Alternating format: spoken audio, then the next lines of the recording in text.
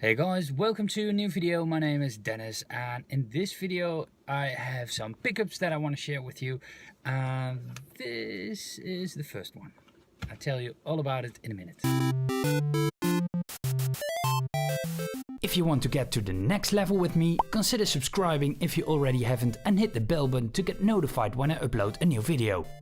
So this package arrived today in the mail.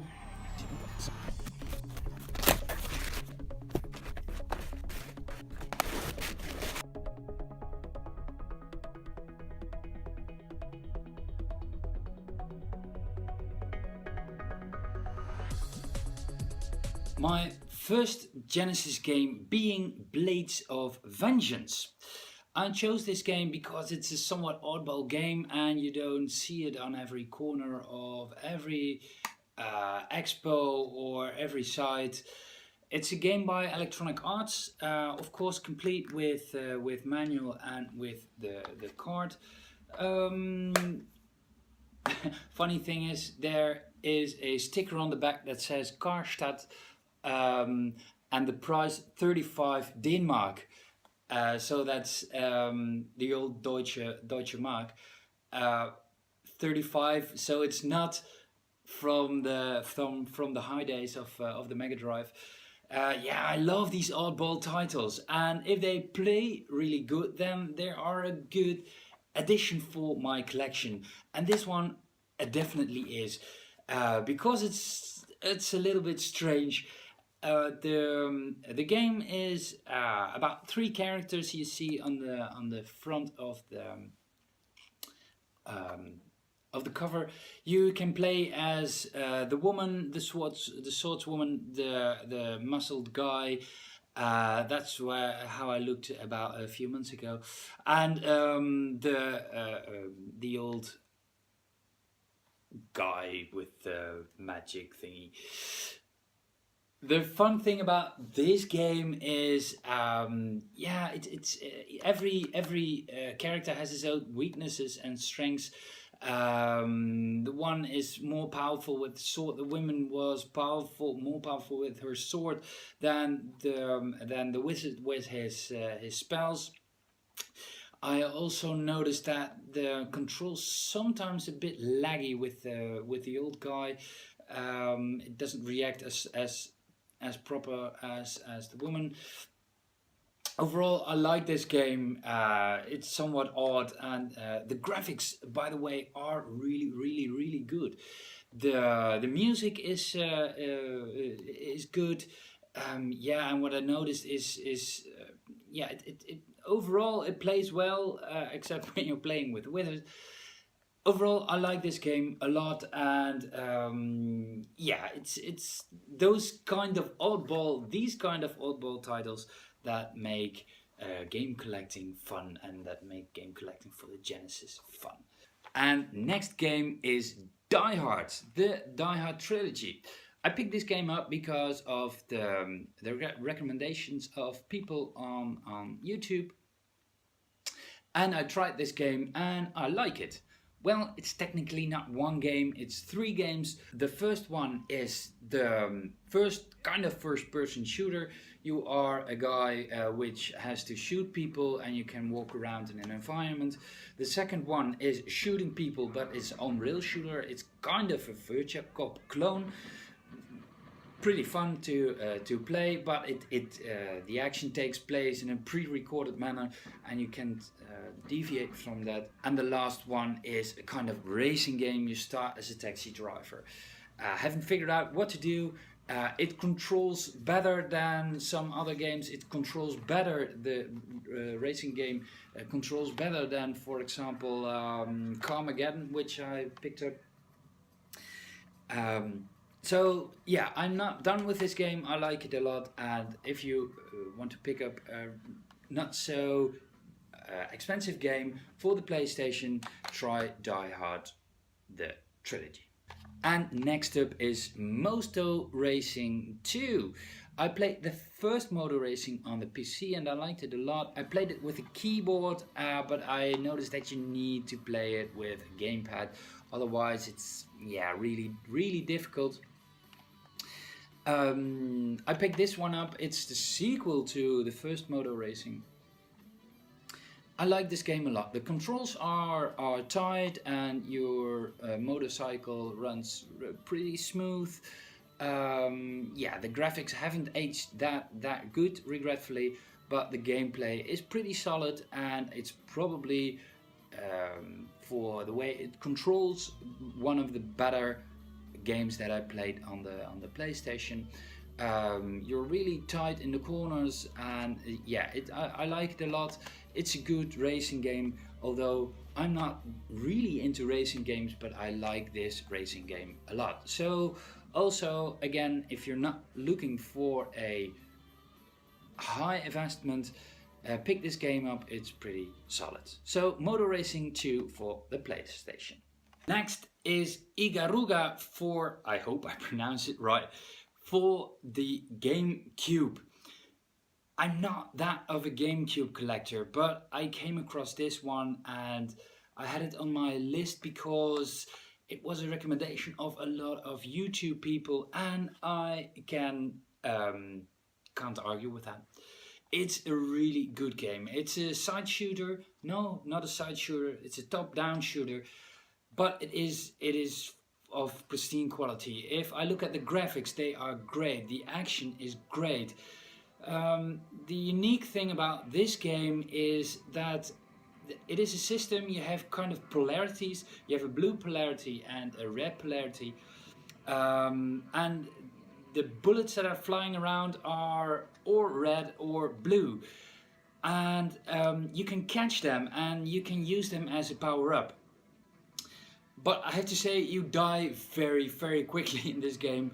And I played it to record some footage, and that was the farthest I've got so far. You die so quickly in this game. It's so hard, but it is fun. The graphics are great. The action is great. I already said that. It was you get the feeling of power of it's a really, really great game. And the fun thing is, I picked this up. The guy wanted to sell his GameCube, and he said it's a new state. Yeah, I heard that before. I came by his house, and the box is in new state, but it has some wear. But if you look inside, and that can be from a store. I picked up games from a store that looked worse than this. But if you look inside, he was as careful as I am with my games. The manual is in new state. If you can see, the disc has not a finger or a scratch on it. It's just like new. It's in mint condition, and it's a really rare game. I paid $80 for it, but I saw prices on eBay going for at least €100. This is a really good investment. And on top of that, it's a really, really great game. Hard as hell, but a really, really, really great game. I like it a lot. Definitely one of the better games for the GameCube. There is a release for the Wii, which has the disc for the GameCube in it. There's also a release on a Dreamcast, but it isn't a Japanese exclusive. This one is a PAL European release. It's a great game. I can't say more, I can't say less. It's just a great game. I like it a lot. Then Monster Boy 3. Confusing, because there are two Monster Boy 3s. And this is Monster Boy in Wonderboy in Monsterland. In America, you probably don't know this title because it is pretty much exclusive in Europe. What can I say about the game? Is it a platformer, a side-scrolling platformer, or is it a side-scrolling shoot-'em-up? And I think that the makers of this game didn't figure that out either. It's a combination of both. What I notice is that the music isn't that great. The sound effects are a little bit bleepy and whoop and boink and rip and rip and chew chew. You can shoot with your sword, super logic, and the graphics are okay, but not superb, and are a bit childish. It has the main character has a big head. Okay, but again, it's some kind of oddball title, and that's what I love about these kinds of games. So I'm really happy to have added it to my collection. I have the card right now in my Megadrive, and it's complete in box, and I'm pretty happy with it. I like to play it some more. It reminds me graphics wise a bit of Alex Kidd in Miracle World on the Master System. Somewhat odd and a bleepy. That's my main concern of the game. And as you may already know, I have a love for oddball titles and titles that want to do something different. And something different definitely is Dune 2, The Battle for Arakis, or Arakis, I don't know what the English pronunciation is. Dune 2, I had Dune on the Mega CD, and I brought it back to the store because I didn't know what to do. I thought, namely, that it was a game like this game. You have to build a base, etc. But not that game. It was some kind of exploring with real weird kind of full motion video sequences, and you couldn't do anything. You could only travel from place to place, and that is the only thing that I found out that I could do, and I brought it therefore back to the store. But not this game. Dune 2, this is a genuine strategy game. You have to build a base and you have to defend that base. It can be under attack of your enemies. You have to build refineries. You have to manage your resources, defending, attacking your enemy. I love these kinds of games because they do something different. Everybody did the platformer games, and Westwood didn't. Westwood made games like Dune. It's not a fast-paced game. If you sit down and want to play it like Ikaruga, you can't do that. With Ikaruga, you die within 5 minutes, and here, it takes a while. Not a fast-paced game, but really definitely a good night of gaming. The music isn't that special, but I like the PCM samples that are in the game, acknowledged, etc. The cries, the screams. I like it a lot. Dune, it's not a really mainstream title. It's not super rare either, but it is not the kind of game you see on every corner, and that's what I like about it. Of course, it is complete in box. The manual is somewhat scathed, but it's in really, really, really good condition. The card also really good condition. I'm happy with it, and I'm not done playing with this game. The graphics look, by the way, really, not superb, but they are good. But the gameplay is not that simple as what you would expect from for example, most platformer games. You have to think, and you have to make some strategies. Again, really good title if you like some games that are not really played out really quickly. So my advice, buy Dune 2 if you want to pick up a fun game. Next game, I picked up Marble Madness for the Game Gear, and you will see the picture here. No picture. No. Indeed, it doesn't work. I don't know. It didn't work, so I have to contact the seller. I hate when this happens. I hate this really, really. It's not a really expensive game, but I thought it would be fun to own it. And Choplifter. Choplifter is a helicopter game, and you have to, of course, lift people to their destination. They get on your helicopter, and you take them safe to your base. Not a really easy game, but yeah, it's a lot of fun. The basic principle is just very basic. But I like the game a lot, and the pace and some of the graphics are pretty good, and there is some speed in the game, and I like it a lot. The only problem is it is a nicotine edition. As you can see, it's all yellow here, and I tried to scrub it 3 times, and it's still sticky, and it smells like hell, and oh. Yeah, I need to stop buying these kinds of games, because I picked up Castle of Illusion, I think, and it was also a nicotine game. And the problem with nicotine games is you can air them as long as you want, but they keep smelling. And this one, when you touch the card, it's still sticky, and 30 years of nicotine, and no, I can't get it off. Yeah, I don't know if I want to keep it in this state in my collection. Regretfully, I like the game, and I like the gameplay, and I want to own it, but I don't know if I want to own this copy of Choplifter. The next game that I picked up is Earthworm Jim.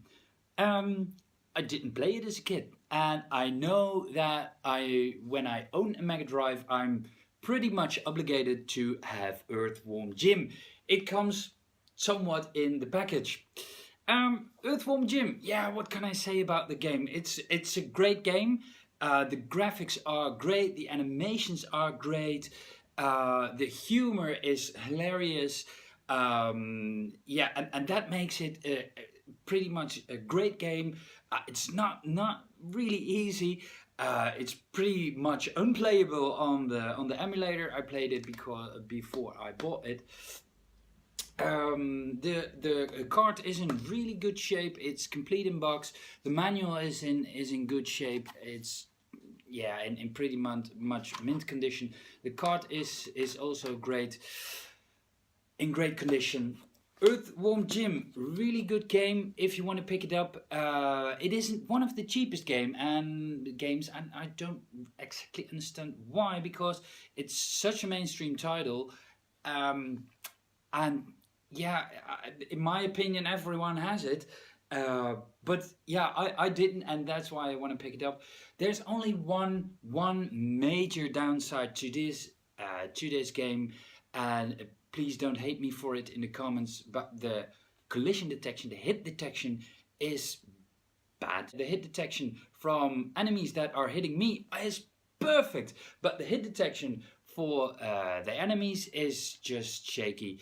When you want to shoot or use your whip, you can only whip above and left and right of your character, and that is somewhat frustrating. Nowadays we don't see that kind of hit detection anymore. Some exceptions there, but for a mainstream title, that is somewhat weird. That came through a testing department. Yeah, but overall I like the game, and yeah, the animations, the graphics, the music, it's really great. The humor, I like it a lot, and when you want to pick it up, yeah, it's a must-have for the Megadrive. It's a 24 meg cartridge. That means 3 megabytes of card, so that is pretty big for a Megadrive game. And yeah, you can see it in the on the graphics. It's just such a visual attractive title. It's unique in the animations and humor, but it's a pretty standard platformer. But besides that, just pick it up. It's a great game to play, and it will play for a lot of years. Hey guys, that's it for this pickup video. I hope you enjoyed it, and I hope to see you next time. Thank you for watching, and bye. That's it already for this video. I love making these videos for you, but in order to continue to do that, I need your support. You can support me for free just by hitting the thumbs up button, so YouTube will offer my video to more people. You can also subscribe to my channel if you like, and hit the bell button to stay updated. Thank you for watching and I hope to see you next time.